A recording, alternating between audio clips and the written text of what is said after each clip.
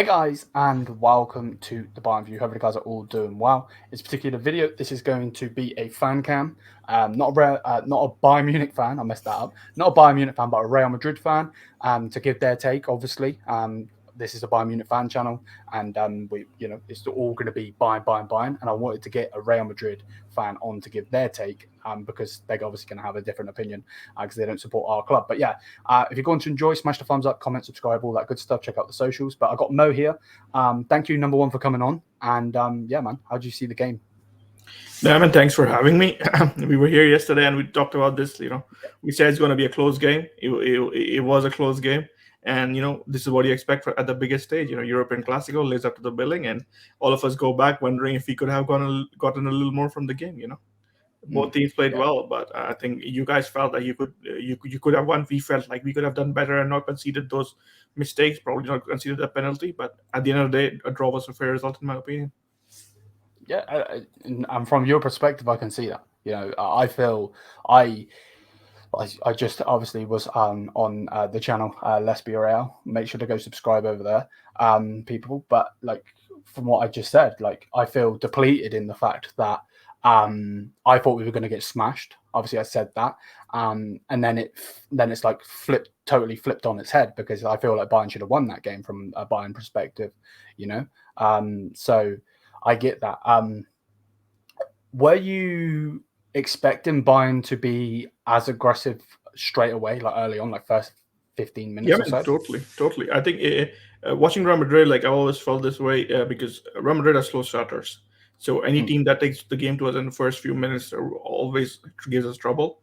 It has been a theme for Madrid throughout the season. So I totally expected you guys to take the initiative, especially because this was the first leg and it was at your home.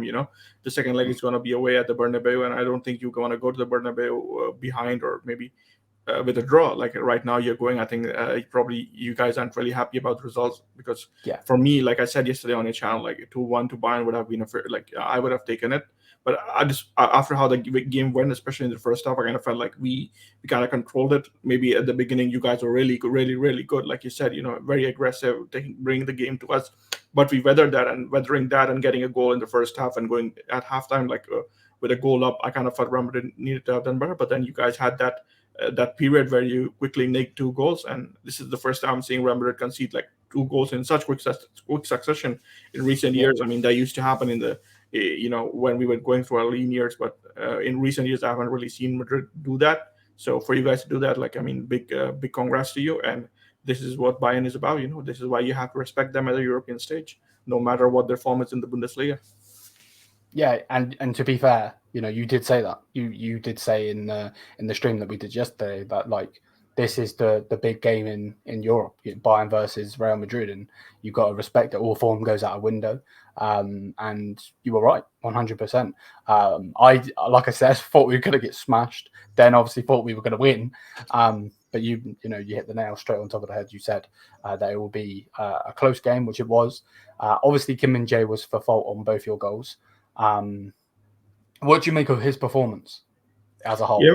I'm sure Ahmed would like to remind me that Kim Min-jae was he kind of called it that he's going to make mistakes. So yeah, I was a little bit shocked about the mistakes, especially giving up with the penalty and everything. And tactically, I felt that he made a few mistakes going pushing out with Vinicius and everything.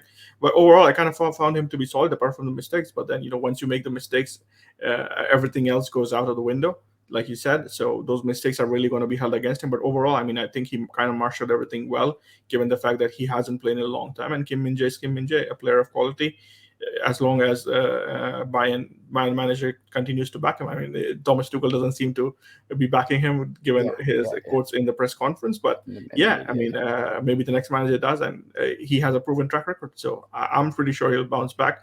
But today, I mean, Bayern fans, if you feel disappointed by his performance, you kind of have a reason to. But I think you need to believe in this player, because apart from those 2 mistakes, he was pretty good. Exactly, 100. I can't agree anymore. Obviously those 2 mistakes are going to be, he's going to be penalised for those 2 mistakes, of course. But at the end of the day, and I just said on the Real channel, he was solid. He was actually solid for the whole game. It's just those 2 mistakes, Vinicius for the first one, took that easily. Then obviously the second one, Vinicius and Rodrigo working together, they go and get the penalty, and that again, I said it. I said literally, Bayern Munich would have to be a 10 out of 10 performance to stop you guys, and you only would have to be at a 3 or a 4. And I wouldn't say necessarily you were at a 3 or 4 today, but I mean, on the flip side, I would say this: we had to be like completely committed to the tactics that we were coming in with to contain you guys. I mean, the one moment where we kind of, I mean, with the Sané goal, I think you have to give credit to the player. That was like individual brilliance.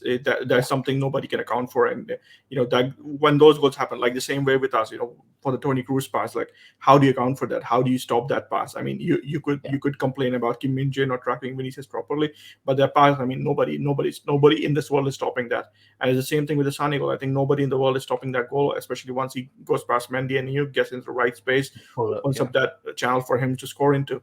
So those kind of things you can't account for. But the second goal that we conceded, especially that Lucas Vázquez, poor decision in the penalty box, especially given the fact that there were other players around him to back him up, and then he makes that mistakes. I think it was kind of disappointing. You can't really account for those things, and when that happens, so you can't really do anything. So for us as well, for like you said, for you had to be 10 out of 10. For us as well, we had to be like committed completely to the tactics. And at some point in time, it did go out of the window. I mean, it did happen for you guys as well. It happened for us as well. But this is a game of immense magnitude. This is a Champions League. This is a Champions League semi-final. This is the European Classico. I mean, 12 wins for us, 11 wins for you guys, and like now 4 draws. So this is how thin the margin in these games. And there's never been a European Classico without a goal. So goals were going to happen. They happen 2-2. I mean, from my side, I kind of take it. And we'll see you guys at the Bernabeu. 100%, and I could see that. Just quickly on, obviously you said 2-1 you would be happy with. Are you ecstatic with that result now that you've obviously got the other goal as well? For me, I have to put in the context how this 2-2 came about, right? So at 1-0, we were kind of controlling the game. We kind of felt like, even though you guys were having the ball, we kind of knew that you guys were having trouble progressing it further forward.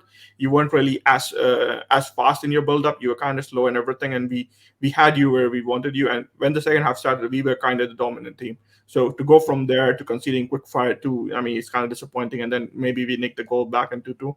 On the balance of it, it's nice, but in that situation, it kind of felt disappointing. Could we have gone to the Bernabeu with a lead? I mean, that would have been optimal. It doesn't happen, so you kind of have to take what Bayern give you, in games like this. And at the Bernabeu, let's see. Hopefully, we put in a better performance. Yeah, and I can see that from your perspective, 100%. Man of the match? For me, like I said, we were talking on our channel. Yeah, for me, it was Vinicius.